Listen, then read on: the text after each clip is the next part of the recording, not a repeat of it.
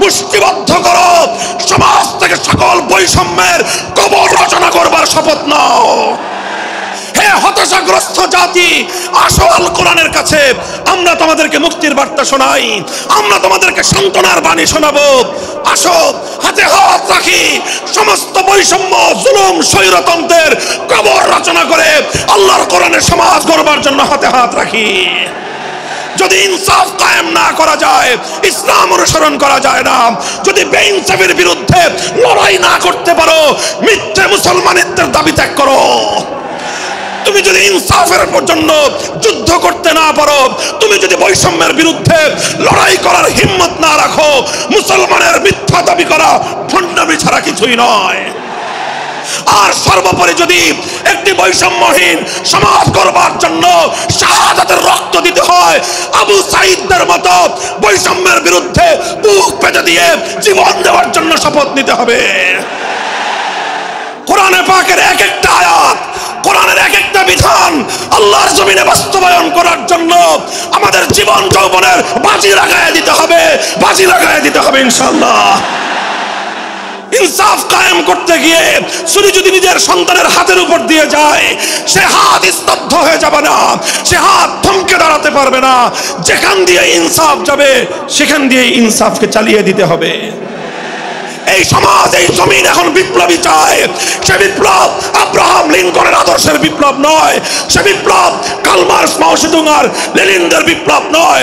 বাংলার মাটি আরেকটা বিপ্লব দেখতে চায়, সে বিপ্লব হবে আল কোরআনের বিপ্লব, সে বিপ্লব হবে ইসলামী সমাজ গঠনের বিপ্লব। সেই বিপ্লবের জন্য 2000 যুবক নয়, যদি 2 লক্ষ যুবকের তাজা বুকের শাহাদাতের রক্তের প্রয়োজন হয়, সে রক্ত দেওয়ার জন্য শহীদ ঈদগাহে কারা কারা জমায়েত হবে, কারা কারা জমায়েত হবে। হ্যাঁ, এটা শুধু কথার কথা না, শপথ। এটা কথার কথা না, শপথ। এটা অঙ্গীকার। কার সাথে? কার সাথে? যেই অপরাধ করে মন্ত্রীর দুলাভাই ছাড়া পেয়েছে, যেই অপরাধ করার পরে এমপির সারার শাস্তি হয় নাই, যেই অপরাধ করার পরে শিল্পপতির বিচার হয় নাই, যেই অপরাধ করার কারণে রাজনৈতিক নেতার কোনো বিচার হয় নাই, একই অপরাধ দুর্বল, গরিব, অসহায় মানুষ করার পরে তার উপর আইনের শাসন 100 ভাগের জায়গায় 200 ভাগ বাস্তবায়ন করা হয়। আল্লাহর নবী বলেছেন, পৃথিবীতে ইসলাম এসেছে শুধুমাত্র ইবাদত, নামাজ, রোজার, হজ, যাকাতের বিধান বাস্তবায়নের জন্য নয়। ইসলাম দুনিয়াতে আগমন করেছে, তার আগমনের অন্যতম উদ্দেশ্য হলো সমস্ত বৈষম্য দূর করে, জুলুম আর বেইনসাফি দূর করে বিশ্ব সভ্যতায় ন্যায় এবং ইনসাফ কায়েম করা।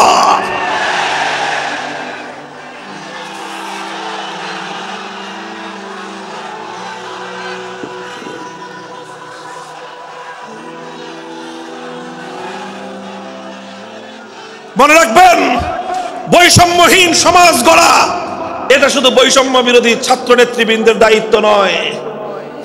বৈষম্যহীন সমাজ গড়া এটা শুধুমাত্র বৈষম্য বিরোধী ছাত্র নেতৃবৃন্দের দায়িত্ব নয়। বৈষম্যহীন সমাজ গড়া সর্বপ্রথম আল কোরআনের সৈনিকদের দায়িত্ব। বৈষম্যহীন সমাজ গড়া সর্বপ্রথম আল্লাহর নবীর সত্যিকার উম্মতদের দায়িত্ব।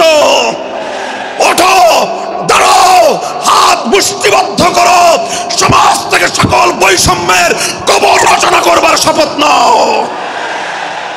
মুহতারাম হাজিরিন, কথাটা খুব জায়গা লক্ষণীয়, শোনার বিষয়। যারা একটা বৈষম্যহীন সমাজ দেখতে চাও, যারা জুলুম এবং অত্যাচারে অতিষ্ঠ হয়ে গিয়েছো, যাদের জীবনকে এই ধরনের অন্যায়, অবিচার, জুলুম, শোষণ, স্বৈরতন্ত্র যাদের অন্তর হৃদয়কে জ্বালিয়ে পুড়িয়ে ছারখার করে দিয়েছে, হে হতাশাগ্রস্ত জাতি, আসো আল কোরআনের কাছে, আমরা তোমাদেরকে মুক্তির বার্তা শোনাই, আমরা তোমাদেরকে সান্ত্বনার বাণী শোনাবো। আসো হাতে হাত রাখি, সমস্ত বৈষম্য, জুলুম, স্বৈরতন্ত্রের কবর রচনা করে আল্লাহর কোরআনের সমাজ গড়বার জন্য হাতে হাত রাখি। দেখেন, আল্লাহ পাক রব্বুল আলামিন যুগে যুগে যত নবী রাসূল প্রেরণ করেছেন, যুগে যুগে যত আসমানি কিতাব আল্লাহর পক্ষ থেকে অবতীর্ণ হয়েছে, কেন হয়েছে? শুধুমাত্র মুসল্লিদের সমাজ গড়বার জন্য নয়, শুধুমাত্র রোজাদার সমাজ গড়ার জন্য নয়, অবশ্যই কোরআন এবং কিতাব নাজিল হয়েছে নামাজের জন্য, অবশ্যই কোরআন এবং কিতাব নাজিল হয়েছে রোজা, হজ, যাকাত সহ আল্লাহ পাকের যাবতীয় বিধান সমাজে বাস্তবায়ন করার জন্য। তবে একমাত্র এটাই উদ্দেশ্য নয়, বরং সমস্ত কিতাব, সমস্ত নবী রাসূল দুনিয়াতে আগমন করার অন্যতম একটা মৌলিক লক্ষ্য। কোরআনে পাকের সূরাতুল হাদীদ থেকে তেলাওয়াত করেন, অর্থ বুঝেন, মর্ম বুঝার চেষ্টা করেন। লাকাদ আরসালনা রুসুলানা বিল বায়িনাতি ওয়াল হুদা ওয়া আনজালনা মাআহুমুল কিতাবা ওয়াল মিজান লিয়াকুমান নাসু বিল কিসত। আল্লাহ কোরআন বলছে যে আমি নবী রাসূল পাঠিয়েছি, আসমান থেকে যুগে যুগে কিতাব নাজিল করেছি। এই সব কিছুর অন্যতম একটা উদ্দেশ্য হলো লিয়াকুমান নাসু বিল কিসতি।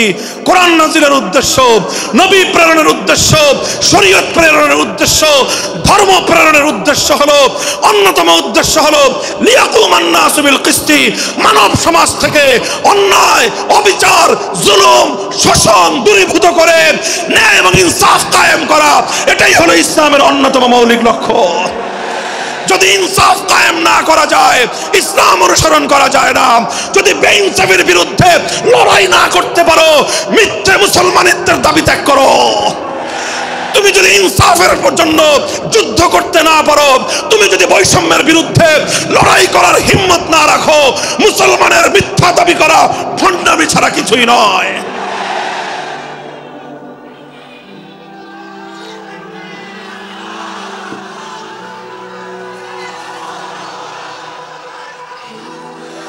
এই জন্য আমাদেরকে বুঝতে হবে, আমাদের জীবনের অন্যতম মিশন, যে জন্য আল্লাহ তার নবীদেরকে পাঠিয়েছেন, নবীদের জীবনের মিশন যা ছিল, নবীর উত্তরাধিকারী, নবীর অনুসারীদের জীবনের মিশনও সেটাই হবে।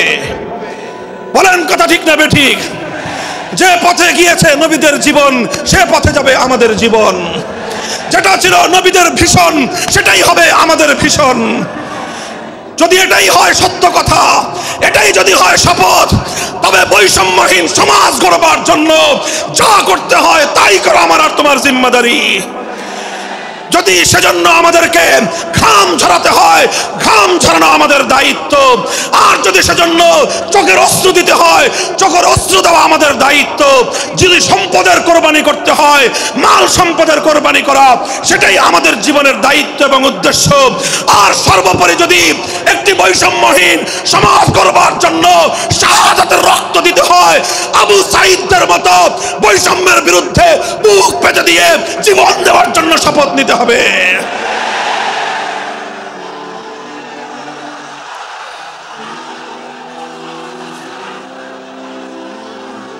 এই প্রস্তুত থাকবেন তো ইনশাআল্লাহ?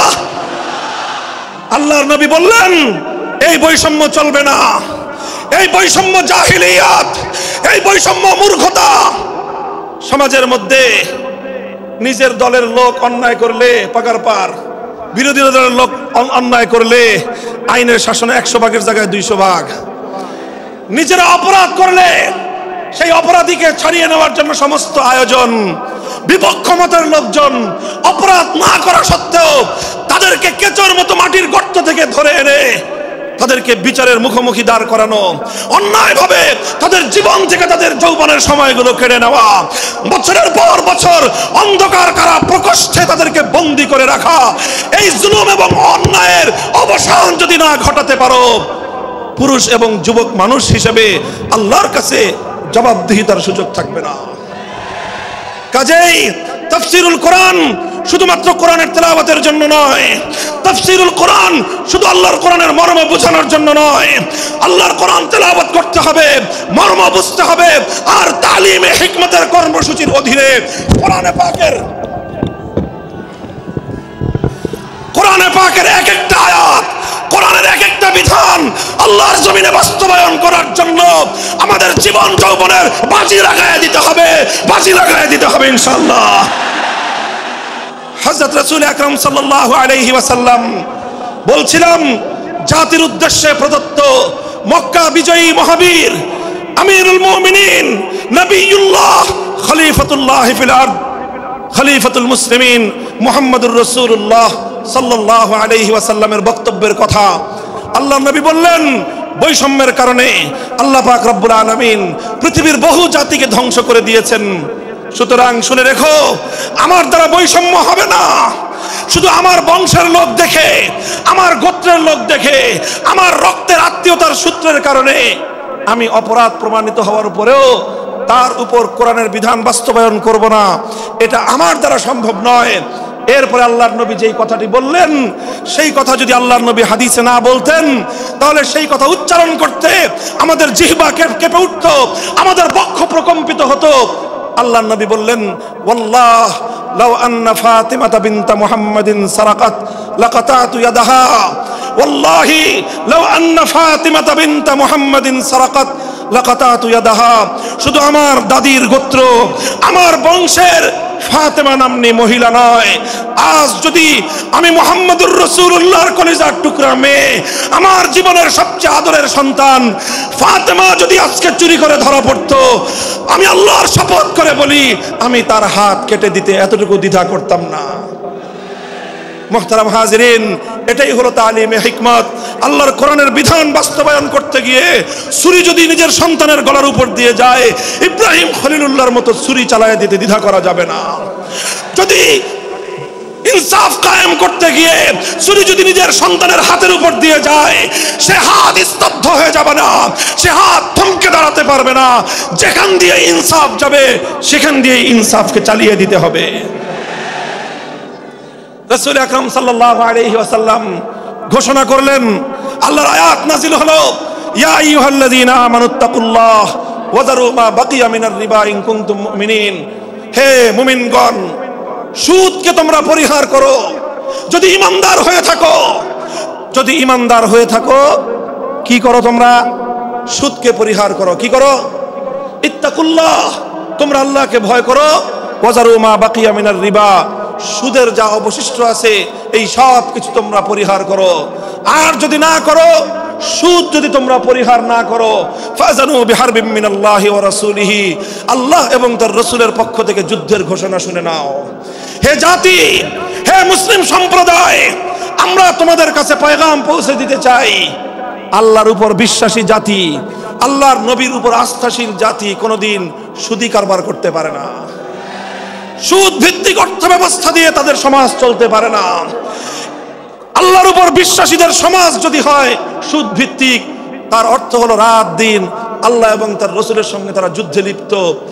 যেই মুসলিম জাতি আল্লাহর সাহায্য নিয়ে বিশ্বব্যাপী বিজয়ী হওয়ার স্বপ্ন দেখে, সে মুসলিম জাতি যদি স্বয়ং আল্লাহর সঙ্গে যুদ্ধে লিপ্ত থাকে, তাদের জীবনেও কল্যাণ এবং বিজয় আসার সম্ভাবনা নাই। এই জন্য মুসলিম জাতির উত্থানের জন্য, মুসলমানদের বিজয়ের পূর্ব শর্ত হলো সুদ পরিহারের মাধ্যমে আল্লাহর সঙ্গে যুদ্ধ বন্ধ করতে হবে, আল্লাহর পক্ষ থেকে সাহায্য চাইতে হবে।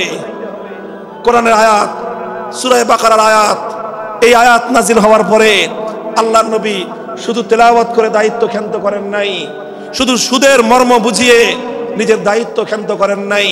তৃতীয় দায়িত্ব তালিমে হিকমত, সুদকে সমাজ থেকে সমূলে উৎখাত করার উদ্যোগ নিয়েছেন। বলেন সুবহানাল্লাহ।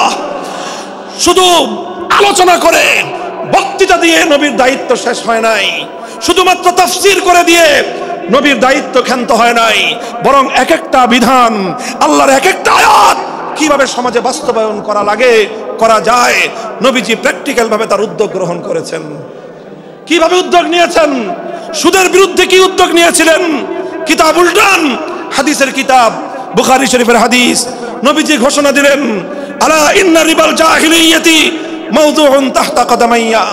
জাহিলিয়াতের যুগে যত সুদের কারবার চলতো, ইসলাম এবং আল কোরআনের সমাজ গড়বার পর সেই জাহিলি যুগের রীতি, সুদ ভিত্তিক অর্থ ব্যবস্থা মুসলিম সমাজে আর থাকতে পারে না। নবীজি বললেন, সুদের কবর রচনা করলাম আমি আমার পায়ের নিচে। আল্লাহ নবী আক্ষরিক অর্থে কথা বললেন, আমি আমার পায়ের নিচে সুদের কবর রচনা করলাম।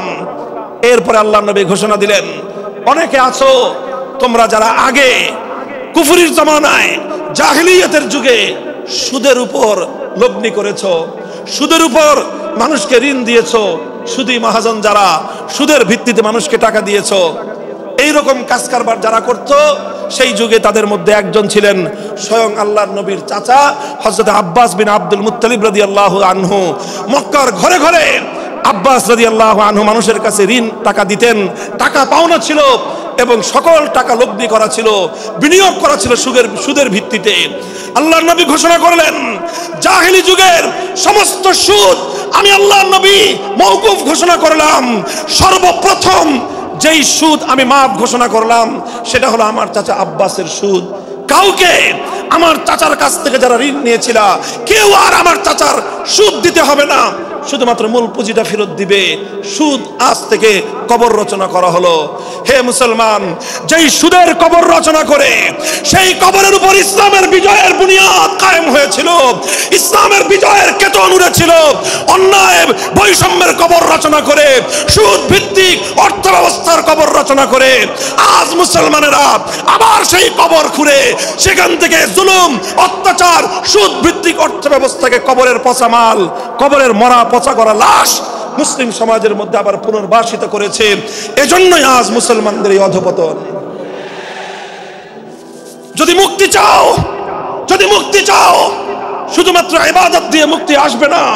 ইবাদত যেমন করতে হবে, যেরকম নামাজ, রোজা, হজ, যাকাত, তাসবিহ, তাহলিল আদায় করতে হবে, ঠিক একই ভাবে সমাজ সংস্কার করার জন্য সমাজ থেকে জুলুম দূর করতে হবে, বৈষম্য দূর করতে হবে, বেইনসাফি দূর করতে হবে, সুদ ভিত্তিক অর্থ ব্যবস্থার বিরুদ্ধে জাতীয়ভাবে ঐক্য গড়ে তুলে সুদের বিরুদ্ধে যুদ্ধ ঘোষণা করতে হবে। রাজি আছেন তো ইনশাআল্লাহ? আল্লাহ পাক তৌফিক দান করেন। হাত নামান। 3 দফা কর্মসূচি গেল, তালিমে হিকমত সর্বশেষ আলোচনা ও সমাপ্তির দিকে। নবীজির 4 নম্বর কর্মসূচি হলো ওয়ায়ুআল্লিমুহুমুল কিতাবা ওয়াল হিকমাতা ওয়া ইউযাক্কিহিম। ইউযাক্কিহিম অর্থ হলো তাজকিয়া। তাজকিয়ার অনেক অর্থ। তাজকিয়া বলে শুধুমাত্র পীর মুরিদি বোঝানো হয়, তাজকিয়া বলে শুধুমাত্র তাসাউফ চর্চা বোঝানো হয়, তাজকিয়া বলে শুধুমাত্র কিছু ওজিফা আদায় করা বোঝানো হয়। তাজকিয়ার আসল সারমর্ম হলো, একটু লক্ষ্য করে বুঝেন, খুব গভীর এবং তাৎপর্যময় একটা কথা। তাজকিয়ার মূল অর্থ হলো, দেখেন কর্মসূচি ছিল কয়টা? 4টা। 1 নম্বর কর্মসূচি ছিল তেলাওয়াতে কিতাবুল্লাহ, আল্লাহর কিতাবের তেলাওয়াত।